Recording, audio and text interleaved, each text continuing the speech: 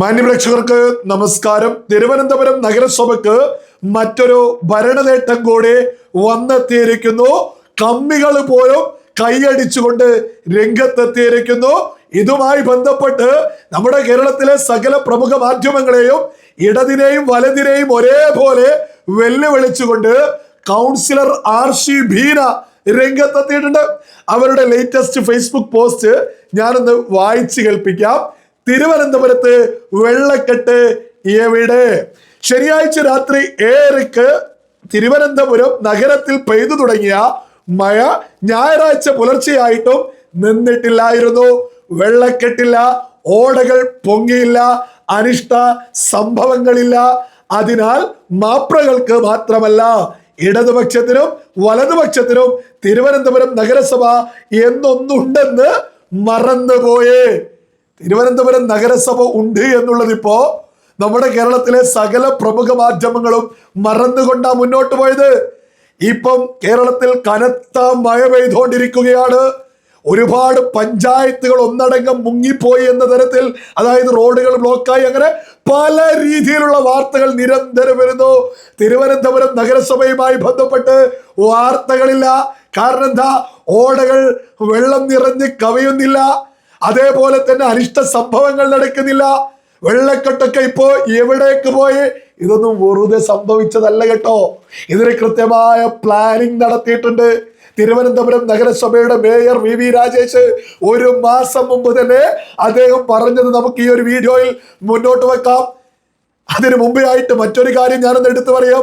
അതായത് ആർഷി ബീന ഇന്ന ദിവസം മുതൽ മഴ പെയ്യുന്നു എന്നൊക്കെ പറയുമ്പോ അവിടെ അങ്ങനെ ഒന്നുണ്ടോ ഇങ്ങനെ ഒന്നുണ്ടോ എന്ന് BJP വിരുദ്ധർ ചോദിക്കുമെന്നുള്ളതൊരു ഈ യാഥാർത്ഥ്യം തന്നെയാ.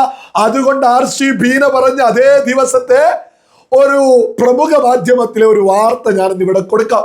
അതിൽ പറയുന്നത് ഡാമിന്റെ ഷട്ടർ പോലും പൊക്കിയിട്ടുണ്ട്. തിരുവനന്തപുരത്തെ മഴയുടെ ഒരു കണക്കാണ് പറയുന്നത്. എന്നിട്ട് പോലും നഗരസഭയിൽ ഒന്നും സംഭവിച്ചില്ല എന്നുള്ളതാ മലയാളികൾ തിരിച്ചറിയേണ്ടത്. തിരുവനന്തപുരത്തെ മഴയുമായി ബന്ധപ്പെട്ട് എന്താണ് വാർത്ത വന്നത് എന്നത് കേട്ടു നോക്കൂ. തിരുവനന്തപുരത്ത് മഴ എങ്ങനെ? അഭിലാഷ്, തിരുവനന്തപുരം ജില്ലയിൽ മലയോര മേഖലയിലാണ് കൂടുതൽ ജാഗ്രത വേണ്ടത്. പലയിടത്തും മരം ഒടിഞ്ഞു വീണുള്ള പ്രശ്നം, റോഡ് ഇടിഞ്ഞു താഴുന്ന പ്രശ്നം, അങ്ങനെയുള്ള കാര്യങ്ങളെല്ലാം തന്നെ റിപ്പോർട്ട് ചെയ്യുന്നുണ്ട്. നേരത്തെ സൂചിപ്പിച്ചതുപോലെ തന്നെ അരുവിക്കര ഡാമിന്റെ 3 ഷട്ടറുകളാണ് ഉയർത്തിയിരിക്കുന്നത്. നമുക്ക് ദൃശ്യങ്ങൾ കാണാം. അത്രയധികം ജലനിരപ്പും ഉയർന്നിട്ടുണ്ട്. സാധാരണഗതിയിൽ കഴിഞ്ഞ ദിവസങ്ങളിലൊക്കെ നമ്മളിവിടെ അന്വേഷിക്കുമ്പോൾ ഇത്രയധികം ജലനിരപ്പില്ലായിരുന്നു. അതിൽ നിന്ന് മനസ്സിലാക്കേണ്ടത് ഡാമിന്റെ വൃഷ്ടി പ്രദേശത്ത് ശക്തമായ മഴയുണ്ട്, അത്രയധികം നീരൊഴുക്കുണ്ട്. അതുകൊണ്ടാണ് ഇത്തരത്തിൽ ഈ ജലനിരപ്പ് ഇങ്ങനെ ഉയരാൻ കാരണം. ഈ ഭാഗത്തേക്ക് ഇതൊക്കെ പാർക്കാണ്, അരുവിക്കര ഡാമിനോട് ചേർന്നുള്ള പാർക്കിന്റെ ആ ഭാഗത്തേക്കൊക്കെ വെള്ളം പതിയെ ഇങ്ങനെ കയറി തുടങ്ങിയിട്ടുണ്ട്. അത്രയധികം ജലനിരപ്പാണ് ഉയർന്നു വരുന്നത്. തൊട്ടപ്പുറത്തേക്ക് പോയി കഴിഞ്ഞാൽ ഭയാനകമായ കാഴ്ചയാണ്. യഥാർത്ഥത്തിൽ കിള്ളിയാറിന്റെയും കരമനയാറിന്റെയും തീരത്ത് താമസിക്കുന്നവർ അതിജാഗ്രത പുലർത്തേണ്ട സമയമാണ്. അത്രയധികം ജലനിരപ്പ് അവിടെയൊക്കെ തന്നെ ഉയർന്നു വരുന്നുണ്ട്. വൃഷ്ടിപ്രദേശത്ത് മഴയുള്ളതുകൊണ്ടും നീരൊഴുക്കൊക്കെ വർദ്ധിച്ചതുകൊണ്ടുമാണ് ഇത്രയധികം ഒരു സാഹചര്യം ഉള്ളത്. ഏതായാലും 2 നദികൾ, പ്രത്യേകിച്ചും കരമനയാറ്, കിള്ളിയാറ്, നെയ്യാറ്, ഈ 3 നദികളുടെ തീരത്തുള്ളവരൊക്കെ തന്നെ ജാഗ്രത പാലിക്കണം. നെയ്യാർ ഡാമിന്റെയും ഷട്ടറുകൾ തുറന്ന നിലയിൽ തന്നെയാണ് ഉള്ളത്. ഒപ്പം തന്നെ എടുത്തു പറയേണ്ടത്, സാധാരണഗതിയിൽ ഈ അരുവിക്കര ഡാമൊക്കെ ഒന്ന് സന്ദർശിച്ച് പൊന്മുടിയിലേക്കൊക്കെ പോകുന്നവർ അങ്ങനെയാണ് അവരുടെ യാത്രയൊക്കെ പ്ലാൻ ചെയ്യുക. ഏതായാലും അത് ഒഴിവാക്കണം. മറ്റൊരു കാര്യം, പൊന്മുടിയും അതോടൊപ്പം തന്നെ മങ്കയവും തുടങ്ങിയ ടൂറിസ്റ്റ് സ്ഥലങ്ങൾ അതെല്ലാം തന്നെ അടച്ചിട്ടുണ്ട്. യാത്രാ നിരോധനം അവിടേക്ക് ഏർപ്പെടുത്തിയിട്ടുണ്ട്. അതൊക്കെയാണ് തിരുവനന്തപുരത്തെ ഒരു പൊതു സാഹചര്യം. മലയോര മേഖലയിലാണ് കൂടുതൽ നാശനഷ്ടം ഇപ്പോൾ റിപ്പോർട്ട് ചെയ്തിട്ടുള്ളത്. ഡാമിൽ ഉൾപ്പെടെ നടക്കുന്ന അവസ്ഥയെക്കുറിച്ചാണ് ഇപ്പോ വാർത്ത നിങ്ങൾ കേട്ടിട്ടുള്ളത്. തിരുവനന്തപുരം ജില്ലയെ സംബന്ധിച്ച് കനത്ത മഴ പെയ്തുകൊണ്ടിരിക്കുന്നുണ്ട്. എന്നിട്ടും നഗരസഭാ പരിധിക്കുള്ളിൽ നഗരത്തിൽ വെള്ളക്കെട്ട് ഉയരുന്നില്ല. ഇനി മറ്റൊരു കാര്യം എടുത്തു പറയേണ്ടതുണ്ട്. അതായത് നമ്മുടെ കേരളത്തിൽ ഇപ്പോൾ ഒരുപാട് സ്ഥലത്ത് നമ്മൾ വെള്ളം കയറുന്നതായിട്ട് കാണുന്നു. ഇത് നമ്മുടെ കേരളത്തിൽ സ്വാതന്ത്ര്യം കിട്ടിയ കാലം മുതൽ ഇത് തന്നെയാണ് സംഭവിച്ചുകൊണ്ടിരിക്കുന്നത്. കേരളം ഭരിക്കുന്നത് ഇടതും വലതുമാണ്. ഇപ്പൊ ഓരോ പഞ്ചായത്തിലും റോട്ടിൽ വെള്ളം കയറുന്നു, വീട്ടിൽ വെള്ളം കയറുന്നു എന്നൊക്കെ പറയുമ്പോൾ ഇതൊക്കെ ലോകത്തൊക്കെ ശാസ്ത്രീയമായിട്ട് തന്നെ ഇതിനൊക്കെ ഒരു പരിഹാരം കണ്ടെത്തുന്നുണ്ട്. അത് ലോകത്ത് ഇത്തരം വിഷയങ്ങളൊക്കെ ഉള്ള സ്ഥലങ്ങൾ എങ്ങനെയാണ് കൈകാര്യം ചെയ്യുന്നത് എന്ന് നോക്കിയിട്ട് ഒരു തവണ വെള്ളം കയറുന്ന സ്ഥലത്ത് അടുത്ത തവണ അത് കയറാതിരിക്കാൻ കൃത്യമായിട്ട് പ്ലാൻ തയ്യാറാക്കാൻ സാധിക്കുമോ? ഇവിടെ എന്താണ് നടക്കുന്നത്? കേരളത്തിൽ ഇടതും വലതും മാറി മാറി ഭരിക്കും. ഇത്തരം എന്തെങ്കിലും വെള്ളക്കെട്ട് വരുമ്പോൾ കോടിക്കണക്കിന് രൂപ ഇതിനു വേണ്ടി ചിലവഴിക്കും. ഇത് അടുത്ത തവണയും ഇതേപോലെ കോടിക്കണക്കിന് ചിലവഴിക്കും. വേണമെങ്കിൽ ഫണ്ട് പിരിവ് നടത്തും ഗവൺമെന്റിന്റെ നേതൃത്വത്തിൽ തന്നെ. പക്ഷെ ഒരിക്കലും കേരളത്തിലെ ഈ വെള്ളം കയറുന്ന, ഈ റോട്ടിൽ വെള്ളം കയറുന്ന ഇത്തരം പ്രശ്നങ്ങൾ ഇവർക്ക് പരിഹരിക്കാനേ ആവുന്നില്ല. അതേ സമയത്ത് തിരുവനന്തപുരം നഗരസഭയിലെ കാര്യങ്ങൾ ഭംഗിയായിട്ട് ഇപ്പൊ നടക്കുക. ഓട കവിഞ്ഞൊഴുകുന്നില്ല എന്നൊക്കെ.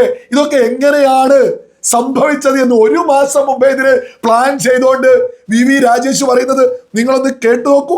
ഞങ്ങളുടെ ഭരണസമിതി വന്ന് ഈ കൃത്യമായിട്ട് വിഷയം പഠിച്ചതിന് ശേഷം ഞങ്ങൾ വളരെ നന്നായിട്ട് സമൂഹത്തിൽ വ്യക്തമായിട്ട് പറഞ്ഞു, തിരുവനന്തപുരത്തെ അടിസ്ഥാന പ്രശ്നങ്ങളാണ് കുടിവെള്ള പ്രശ്നം, അതുപോലെ തന്നെ വെള്ളക്കെട്ട്. 6 മാസം കുടിവെള്ള പ്രശ്നമാണ്, അതിനുശേഷമുള്ള 3 മാസം വെള്ളക്കെട്ടാണ്. ഇപ്പോൾ ഡിസംബറിൽ ആരംഭിക്കുന്ന കുടിവെള്ള ക്ഷാമം അവസാനിക്കുന്നത് മെയ് മാസം അവസാനം ജൂണിൽ മഴ കിട്ടുമ്പോഴാണ്. അത് നേരെ വെള്ളക്കെട്ടിലേക്കാണ് പോകുന്നത്. അപ്പോൾ ഞാൻ മേയറായതിനു ശേഷം ആദ്യം തന്നെ ശാശ്വതമായി ഈ പ്രശ്നം എങ്ങനെ പരിഹരിക്കാന്നുള്ളതിനെ കുറിച്ചുള്ള എല്ലാ ഡിപ്പാർട്ട്മെന്റുമായിട്ട് ചേർത്ത് സ്റ്റഡി നടത്തിയിരുന്നു. അതായത് ഇത് എല്ലാ വർഷവും ഈ പ്രശ്നം വരുമ്പോൾ നമ്മൾ കോടിക്കണക്കിന് രൂപ കോർപ്പറേഷനും സംസ്ഥാന സർക്കാരിന്റെ വിവിധ ഡിപ്പാർട്ട്മെന്റൊക്കെ ചെലവഴിക്കുന്നുണ്ട്. ജനങ്ങളുടെ ഒരുപാട് ഉദ്യോഗസ്ഥരുടെ ഊർജ്ജമൊക്കെ ചെലവഴിക്കുന്നത് പ്രശ്നം ശാശ്വതമായിട്ട് പരിഹരിക്കുന്നില്ല. അതിന്റെ അടിസ്ഥാനത്തിൽ മനസ്സിലാക്കിയത്, നിങ്ങൾ കേട്ടില്ലേ, കോടിക്കണക്കിന് രൂപ ഇതിനൊക്കെ വേണ്ടി ചെലവഴിക്കുന്നുണ്ട്, പക്ഷെ പ്രശ്നം പരിഹരിക്കുന്നില്ല. ഇനി അടുത്ത ഘട്ടമായിട്ട് മേയർ പറയുന്നത് കേട്ടു. നേരത്തെ തന്നെ കോർപ്പറേഷൻ പറഞ്ഞിരുന്നു, കോർപ്പറേഷന്റെ റോഡുകളുടെ സമീപത്തുള്ള കോർപ്പറേഷന്റെ ചുമതലയുള്ള ഓടകൾക്ക് പുറമെ പാർവതി പുത്തനാർ ഇൻലാൻഡ് നാവിഗേഷന്റെ ഉത്തരവാദിത്തത്തിലാണ്. തോട് ഇറിഗേഷൻ ഡിപ്പാർട്ട്മെന്റിന്റെ കീഴിലാണ്. PWD, റെയിൽവേ, അതുപോലെ തന്നെ KRFB, സ്മാർട്ട് സിറ്റി, ഇവരുടെയൊക്കെ തന്നെ ഓടകളും റോഡുകളും NHAI റോഡുകളിലും വെള്ളം കെട്ടുന്നുണ്ട്. അപ്പോൾ ആ ഡിപ്പാർട്ട്മെന്റുകളുടെയൊക്കെ തന്നെ തലവന്മാരുണ്ടായിരുന്നു. ബഹുമാനപ്പെട്ട ജലസേചന വകുപ്പ് മന്ത്രി നേതൃത്വം കൊടുത്തുകൊണ്ട് അടുത്ത ദിവസങ്ങൾ വീണ്ടും ഈ വിഷയം ഡിസ്കസ് ചെയ്യാൻ വേണ്ടി യോഗം ചെയ്തു.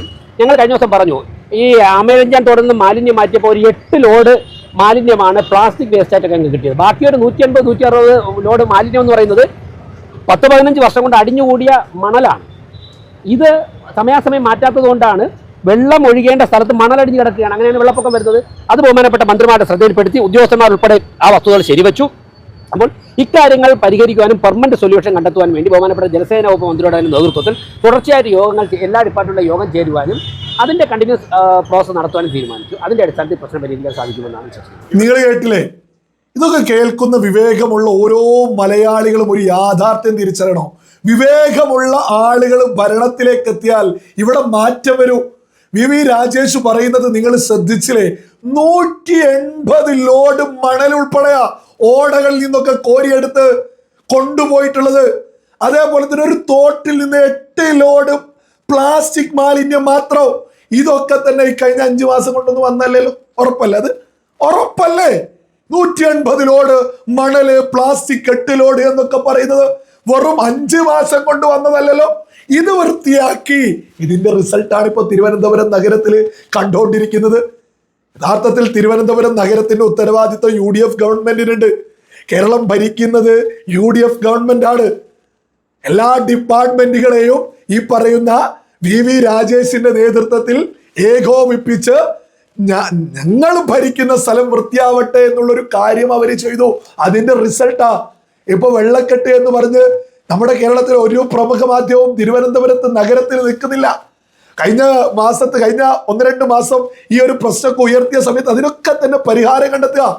ഇതൊരു ഇടതുപക്ഷക്കാരൻ തന്നെ തുറന്നു പറയുന്നത് ഞാനൊന്ന് വായിച്ചേൽപ്പിക്കാം. ഞാനൊരു ഇടതുപക്ഷ അനുഭാവിയാണ്, പക്ഷെ ഇപ്പോ പറഞ്ഞതിനോട് യോജിക്കുന്നു. അന്ന് ഞങ്ങൾ വിമർശിച്ചത് കൊണ്ട് മാത്രമല്ലേ ഈ തവണ വെള്ളക്കെട്ട് ഉണ്ടാവാത്തത്. വിമർശനം ഒരു ചൂണ്ടിക്കാട്ടൽ മാത്രമല്ല, അത് തിരുത്തി മുന്നോട്ട് പോകുന്നത് നഗര സൗന്ദര്യവും പൊതുജന സൗകര്യവും വർദ്ധിപ്പിക്കും. എന്തായാലും നന്നായി. ഇടതുപക്ഷക്കാരൻ അവൻ അനുകൂലമായിട്ട് പോസ്റ്റ് ചെയ്തതാണെങ്കിൽ പോലും വെള്ളക്കെട്ടിന് പ്രശ്നത്തിന് പരിഹാരമായി എന്നൊരു ഇടതുപക്ഷക്കാരൻ പോലും അംഗീകരിക്കാണ്. ഇതേതായാലും ഇവര് ഭരിച്ച BJP ഭരിച്ച 5 മാസം കൊണ്ടുണ്ടായ വെള്ളപ്പൊക്കവും വെള്ളക്കെട്ടും ഈ പറയുന്ന ഓട നിറയലൊന്നും അല്ലല്ലോ. കാലാകാലങ്ങളായിട്ടുള്ള ഒരു പ്രശ്നത്തിന് തലസ്ഥാന നഗരിയിൽ ഒരു പരിഹാരം കണ്ടെത്തിയിരിക്കുന്നു. എനിക്ക് അത്ഭുതം തോന്നുന്ന മറ്റൊരു കാര്യം കൂടി, ഇവിടെ UDFന്റെ കുറെ MLA-മാര്, ഞാൻ അധികം ഒന്നും പറയുന്നില്ല, ഒരു 1.5 ഷോ ഇപ്പുറത്തുള്ള നിങ്ങളൊക്കെ കൂട്ടി വായിച്ചാൽ മതി. ഷോ BGM ഇട്ടിട്ട് വെള്ളം എവിടേക്കോ കയറുമ്പോ അവിടെ പോവുക, ഒന്നാന്തരം ഷോ വർക്ക് മാത്രം അതിങ്ങനെ റീലിറക്കുക. ഇതേ സ്ഥലത്ത് റോട്ടിലൊക്കെ തന്നെ കഴിഞ്ഞ തവണയും വെള്ളം കയറിയിട്ടുണ്ടാവും. അതിന്റെ പരിശോധിച്ചാൽ അതിന്റെ പിറകിലോട്ട് പോയ ഓരോ വർഷവും ഇതേ റോട്ടിൽ വെള്ളം കയറി ഉണ്ടാവും. ഇതേ സമയത്തൊക്കെ UDF MLA മാർ വന്ന് ഷോ ഇട്ടങ്ങ് പോവും. ഇതൊന്നും ഈ പറയുന്നവർ എങ്ങനെയാണ് റോട്ടിലൊക്കെ വെള്ളം കയറുന്നത്? ഇതിന് പരിഹാരമുണ്ട്.